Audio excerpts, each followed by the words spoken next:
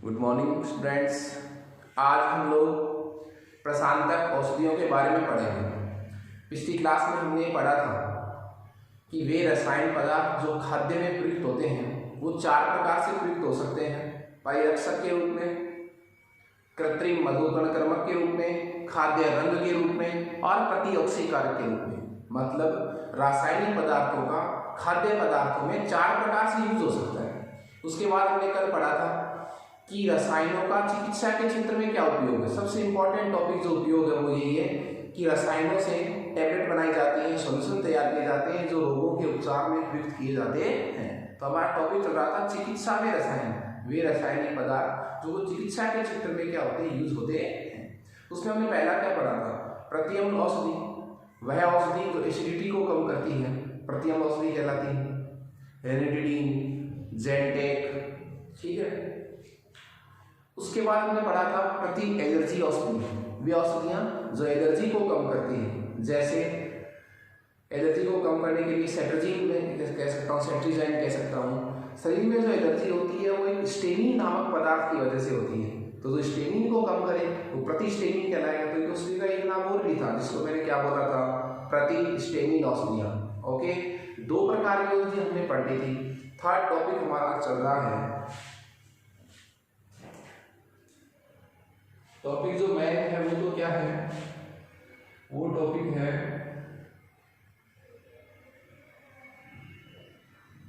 चिकित्सा में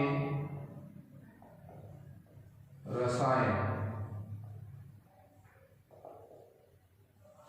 चिकित्सा में रसायन। और उसमें हमारी थर्ड कैटेगरी, तीसरे नंबर का रसायन जो किसमें यूज होता है, और वो हमारे पास था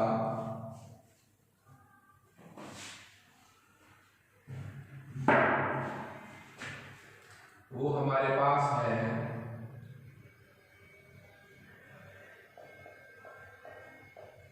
प्रशांतक औषधि।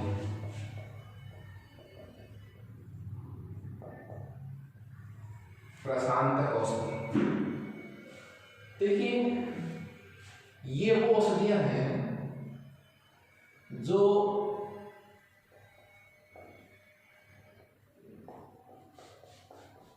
मानसिक रोगों के उपचार में प्रयुक्त होती हैं।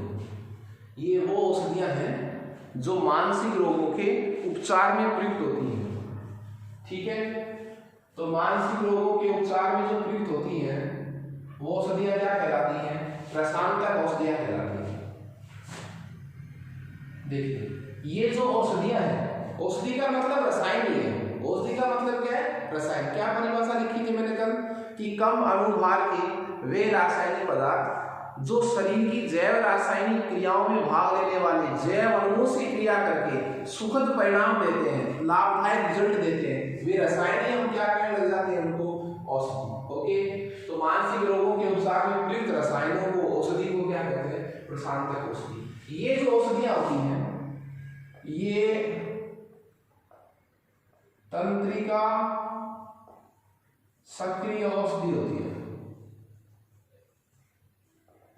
ये क्या है, तंत्रिका सक्रिय औषधि। ये मानव के तंत्रिका तंत्र को प्रभावित करती है, ठीक है। इनका प्रभाव कैसा होता है, इनका प्रभाव होता है निद्राकारी। इनका प्रभाव कैसा होता है, निद्राकारी प्रभाव होता है।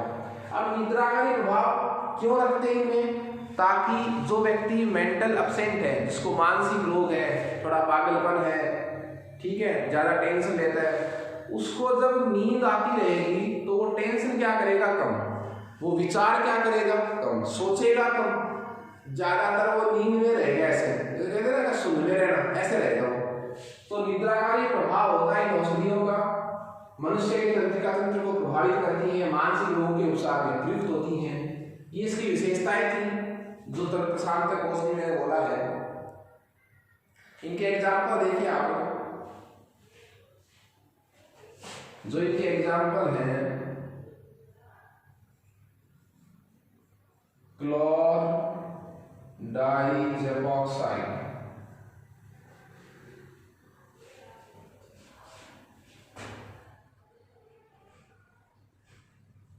ठीक है, क्लोरडाइज़ेपॉक्साइड,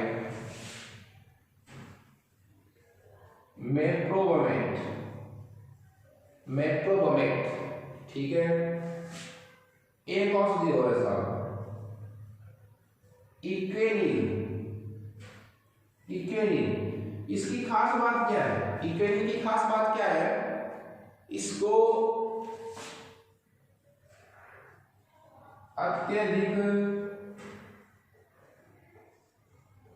तनाव की स्थिति में, तनाव की स्थिति में यूज किया जाता है। इसको मैं हाइपरटेंशन कह सकता हूं, हाइपरटेंशन।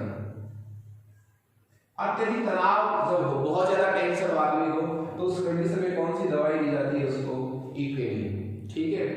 ये कुछ अच्छे एग्जांपल हैं, क्लोरडाइज़ेपॉक्साइड, मेप्रोबमेट, इक्वेनिल। देखिए, जो प्रशांतक औषधि है, उन प्रशांतक औषधियों में एक और एग्जांपल मैं लिख सकता हूं, बारबीट्यूरेट्स। बारबीट्यूरेट्स क्या है? क्या ये बारबीट्यूरेट्स प्रकार के रसायन क्या है? ये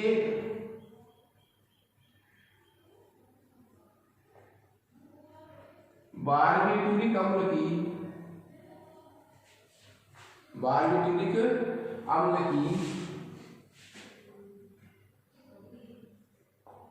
के लवण है, मतलब क्या है?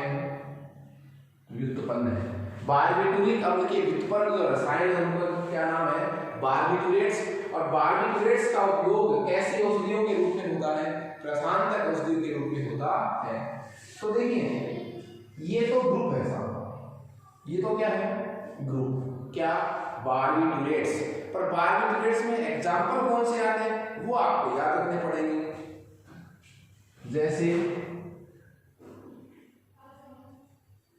ल्यूमिनल, सेकोनल,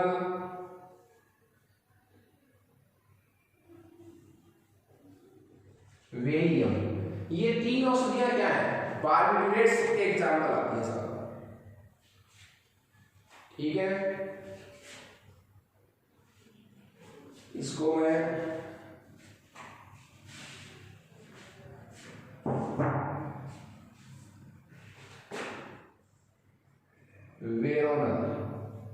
वेरोनल, सेकोनल, ल्यूमिनल, ये तीन एग्जांपल किसके हैं?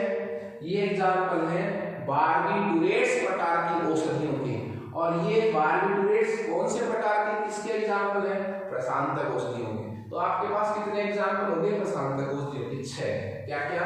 क्लोरडाइज़ेपॉक्साइड, मेप्रोबमेट, इक्वेनिल, हाइपरटेंशन की कंडीशन में दी जाती है। और बारबीट्यूरेट्स प्रकार की औषधियां कौन सी हैं? Luminal, seconal, Veronal.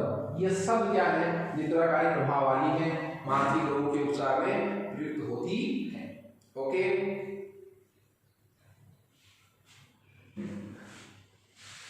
सबसे पहले हमने औषधि पढ़ी थी प्रतिअम्ल औषधि, उसके बाद हमने पढ़ी थी प्रति एलर्जी औषधि, और थर्ड आज हमने पढ़ी है प्रकार, वो है प्रशांतक औषधि। और इसके बाद हमारा नंबर है पीड़ाहारी औषधि। पीड़ाहारी जो दर्द कम करने के लिए यूज की जाती है। तो कैपिटल डी हमारे पास है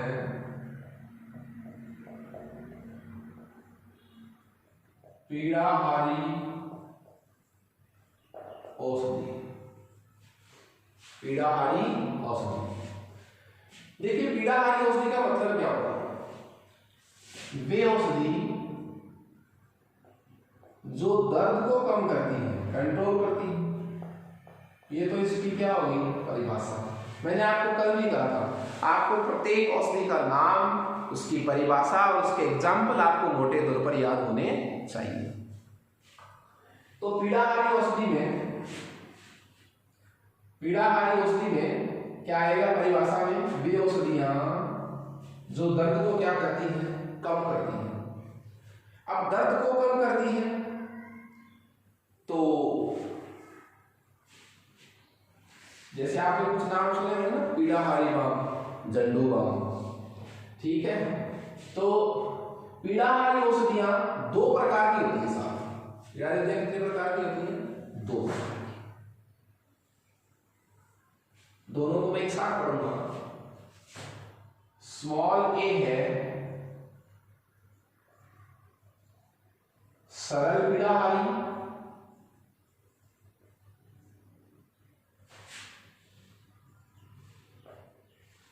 अस्वापक पीड़ाहारी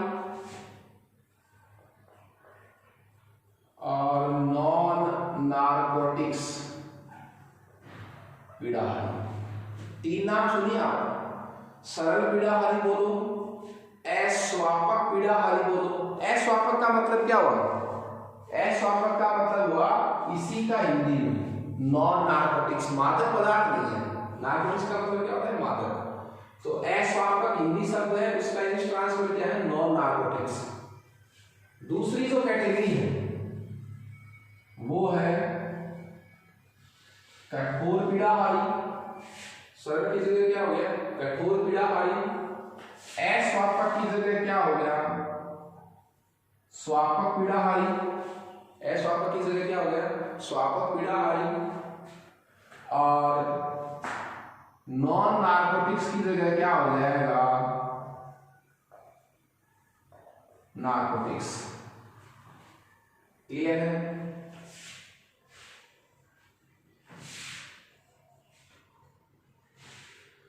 देखिए, पीड़ाहारी औषधियां दर्द को कम करती हैं। दो इनके प्रकार हैं, सरल पीड़ाहारी बोलो, अस्वापक पीड़ाहारी बोलो, नॉन नार्कोटिक्स बोलिए। दूसरा प्रकार क्या है? कठोर पीड़ाहारी, स्वापक पीड़ाहारी और नार्कोटिक्स पीड़ाहारी। ठीक है, दोनों की परिभाषा में क्या है? जो सरल पीड़ाहारी है वो यूज की जाती है कौन सी कंडीशन में? कम दर्द की अवस्था। जब दर्द कम हो, आप उसको कंट्रोल कर सकते हैं, आपको ज्यादा तकलीफ नहीं दे रहा है, छोटे मोटे दर्द को जब आप दूर करें तो कैसे पीड़ाहारी को यूज करें? सरल पीड़ाहारी। तो कम दर्द की अवस्था में सरल पीड़ाहारी यूज होते हैं। और वे पीड़ाहारी जो अत्यधिक दर्द की अवस्था में यूज होते हैं वो क्या कहलाते हैं? कठोर पीड़ाहारी। तो कम दर्द में लेंगे सरल पीड़ाहारी, अधिक दर्द की अवस्था में क्या लेंगे? कठोर पीड़ाहारी। क्लियर है? अब इनकी विशेषता, ये तो इनकी परिभाषा होगी। अब इनकी क्या होगी? विशेषता। विशेषता में देखिए आप, मनुष्य को इनकी आदत नहीं पड़ती था। व्यक्ति को क्या नहीं पड़ती? इनकी आदत नहीं पड़ती कि इनकी सरल पीड़ाहारी की बोलिए इनकी आदत नहीं पड़ती। इनकी क्या पड़ जाती है?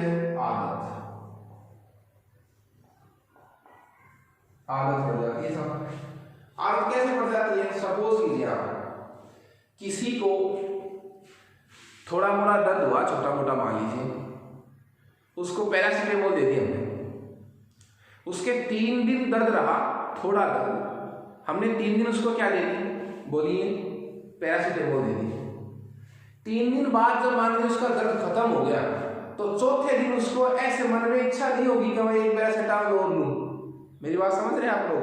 तो पैरासीटामोल की आदत नहीं पड़ती। क्यों? ये एक सरल पीड़ाहारी है।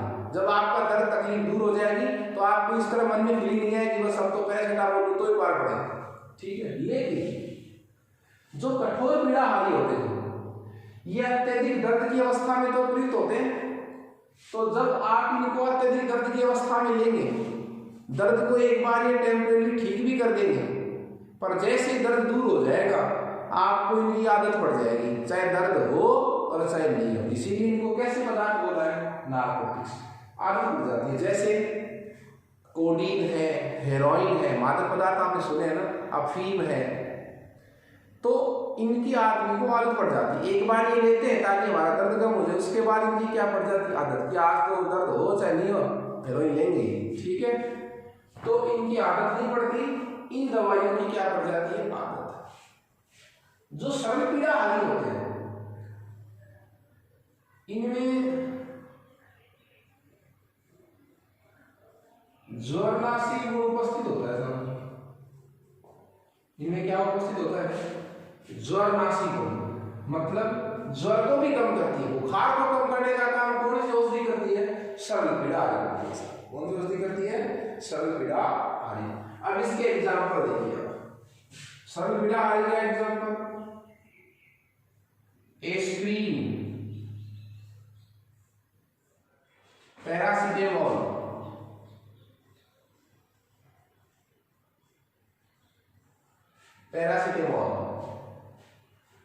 एस्प्रिन और पैरासिटामोल, ये किसके एग्जाम्पल है, सरल पीड़ाहारी के।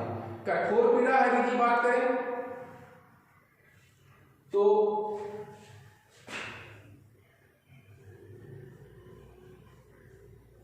मॉर्फिन, कोडीन, हेरोइन जिसको हशीश भी कहते हैं, हेरोइन, कोडीन, मॉर्फिन, ये सब क्या है कठोर पीड़ाहारी है, ज्यादा उपयोग जब अपन करते हैं तो इसमें भी नींद आती है। तो ये बहुत अच्छा प्रश्न था, सरल पीड़ाहारी व कठोर पीड़ाहारी में क्या अंतर होता है। इसमें एक बहुत अच्छा प्रश्न है, बहुत अच्छा प्रश्न क्या है कि जो एस्प्रिन होता है, आपको मैंने बताया है कि जो सरल पीड़ाहारी होती है, उनमें ज्वरनाशी का गुण पाया जाता है, मतलब वो बुखार को भी क्या करती है कम करती है, एंटीपायरेटिक होती है। क्या होती है, एंटीपायरेटिक होती है। तो एक प्रश्न क्या है, प्रश्न है कि जो आपके पास एस्प्रिन है इसको खाली पेट प्रयुक्त नहीं करना चाहिए। जो एस्प्रिन है, जो एक प्रकार की सरल पीड़ाहारी है, जो बुखार को भी कम करती है, उसको कभी भी आप खाली पेट यूज नहीं करें। खाली पेट का मतलब ये है कि सुबह उठते आप ले, ऐसा नहीं करें, कुछ खा पी कर इसको। उसका रीजन क्या है, देखो एस्प्रिन का जो फॉर्मूला है, एस्प्रिन का फॉर्मूला क्या है, एस्प्रिन का फॉर्मूला ये है सर, ये आपके पास क्या बन गया, बेंजोइक अम्ल। ये क्या बन गया, बेंजोइक अम्ल। तो नाम क्या हो जाएगा इसका, यहां एसिटॉक्सी समूह है तो 2 एसिटॉक्सी, 2 एसिटॉक्सी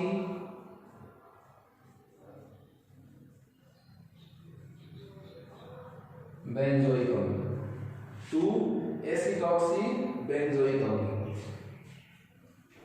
2 एसिटॉक्सी बेंजोइक अम्ल, जिसको मैं क्या नाम बोल सकता हूं, एस्प्रिन।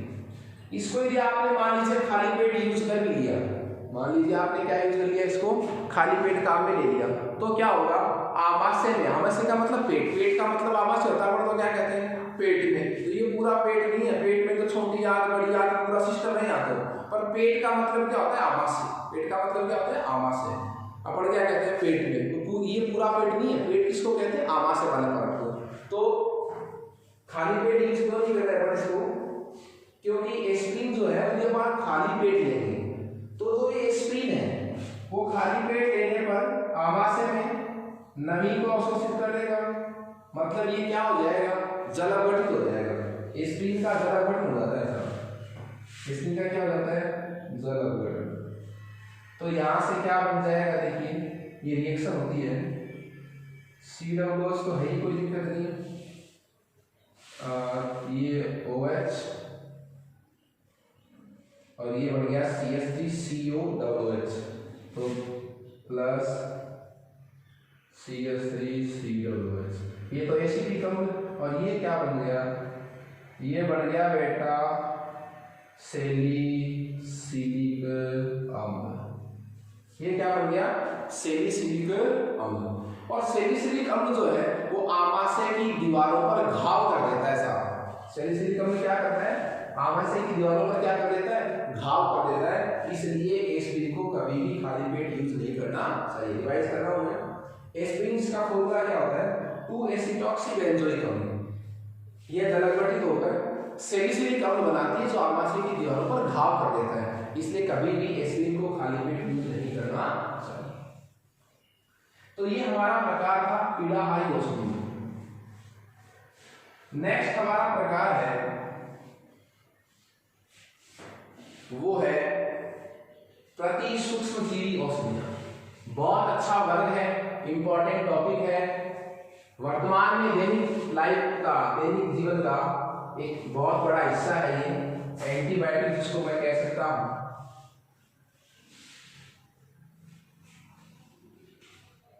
देखिए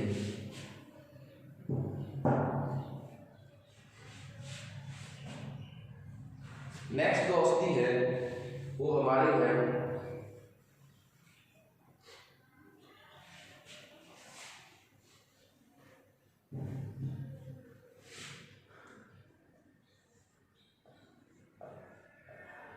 प्रति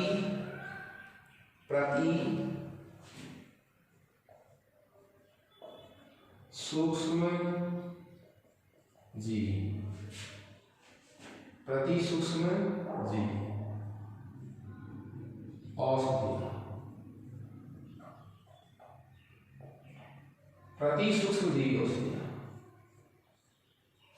देखिए प्रति सूक्ष्म जीवी औषधियों का मतलब क्या हुआ, वे रसायन, वे औषधियां जो सूक्ष्म जीव जैसे जीवाणु, कवक, विषाणु आदि की वृद्धि को रोकते हैं, उनको शरीर में पनपने नहीं देते या उन्हें नष्ट ही कर देते हैं, क्या कहलाते हैं, बोलिए प्रति सूक्ष्म जीवी औषधि। जो क्या करती है, जो क्या करती है, वापस से बोल रहा हूं मैं, सूक्ष्म जीवों जैसे जीवाणु, विषाणु, कवक, फफूंद आदि की वृद्धि को रोकती हैं या उन्हें नष्ट ही कर देती हैं। वे रसायन, वे औषधि क्या कहलाती है, प्रति सूक्ष्म जीवी औषधि। और प्रति सूक्ष्म जीवी औषधियों में हमारा जो पहला एग्जाम्पल है, बहुत ही अच्छा एग्जाम्पल है, और वो है प्रतिजैविक औषधि। प्रतिजैविक औषधि जिसको मैं क्या कह सकता हूं, एंटीबायोटिक।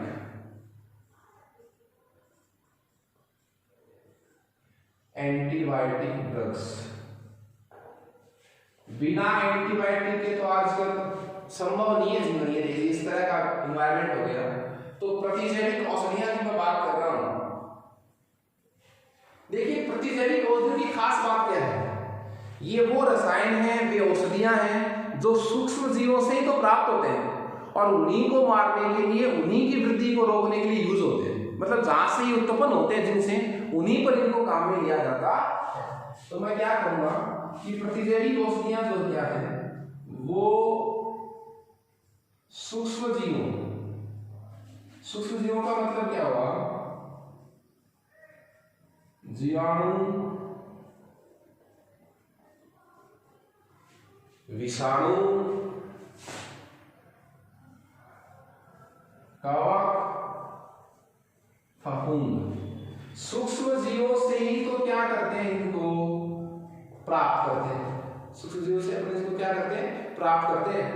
और इन्हीं को ही, इनकी वृद्धि को रोकने के लिए, वृद्धि को क्या करने के लिए, रोकने के लिए, इन्हीं की वृद्धि को रोकने के लिए और इन्हीं का नाश करने के लिए यूज किए जाते हैं। हाँ, ये अलग बात है, जिस जीवाणु से इसको प्राप्त किया गया उसको मारने के लिए यूज नहीं किया जाए, वो एक अलग चीज है। लेकिन प्रतिजैविक औषधियों की खास बात क्या है कि इन्हें सूक्ष्म जीवों से ही प्राप्त किया जाता है और सूक्ष्म जीवों की वृद्धि और विनाश को करने के लिए इनको यूज किया जाता है, जिसको हम क्या कहेंगे, एंटीबायोटिक। ये जो औषधियां हैं वो संश्लेषित भी हैं।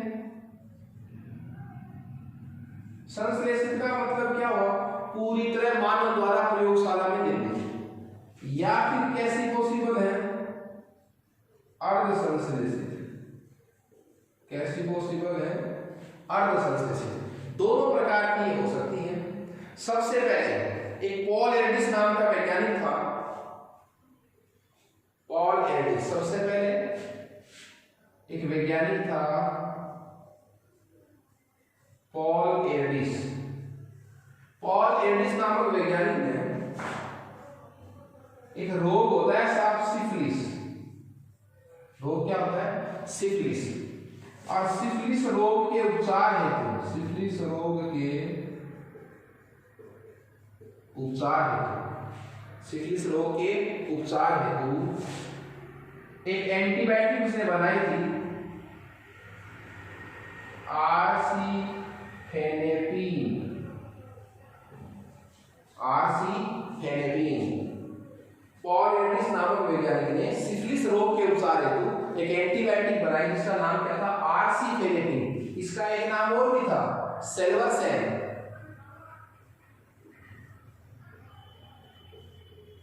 सेल्वर्सेन इसी का एक नाम था।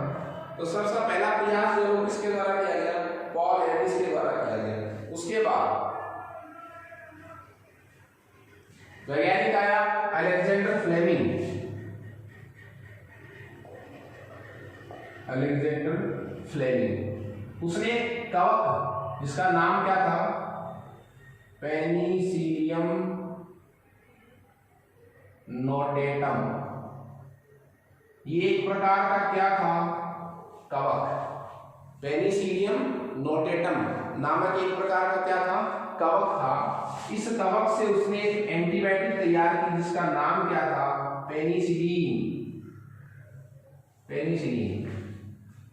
अलेक्जेंडर फ्लेमिंग ने पेनिसिलियम नोटेटम नामक कवक से एक प्रतिजैविक तैयार की जिसका नाम क्या था, बोलिए, पेनिसिलिन।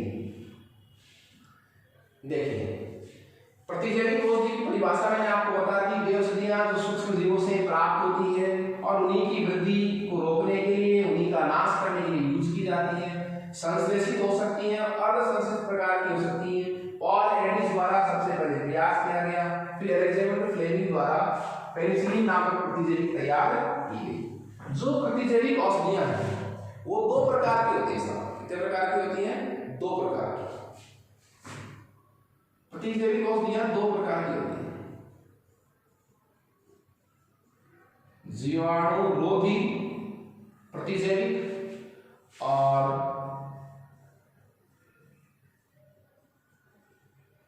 जीवाणुनाशी प्रतिजैविक। क्या कर रहे हैं, जीवाणुरोधी प्रतिजैविक और जीवाणुनाशी प्रतिजैविक। क्लियर है।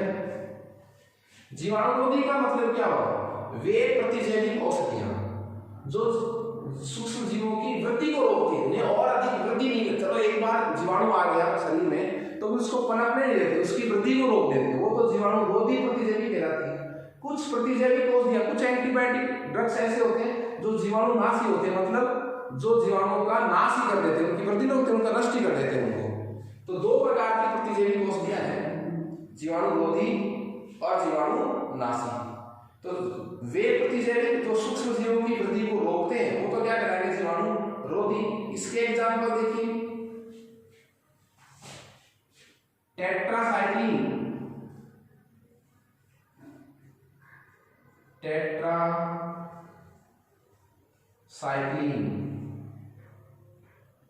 ठीक है, टेट्रासाइक्लिन। उसके बाद एरिथ्रोमाइसिन।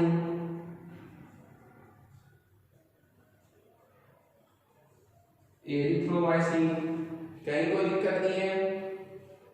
क्लोरेम्फेनिकोल,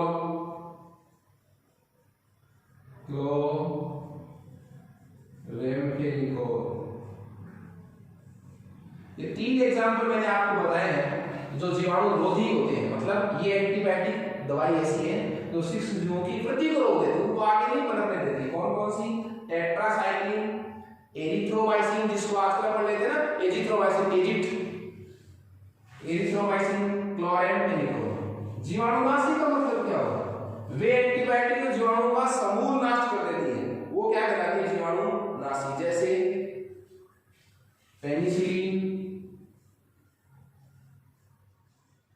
penicillin, aminoglycoside,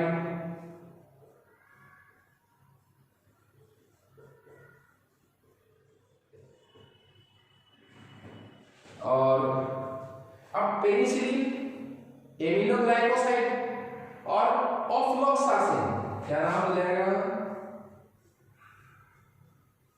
ऑफ्लोक्सासिन। ये 3 एंटीबायोटिक ड्रग्स ऐसी हैं जो कैसी प्रकृति की हैं? जीवाणुनाशी प्रकृति की है। तो 2 प्रकार के हमने प्रतिजैविक के पढ़े हैं, जीवाणुरोधी और जीवाणुनाशी। हम कल इस क्लास में पेनिसिलिन के प्रकार और उनके कार्यों को पढ़ेंगे, मतलब जो एंटीबायोटिक औषधि हैं उनको अपन और डिटेल से पढ़ेंगे। Okay, thank you students.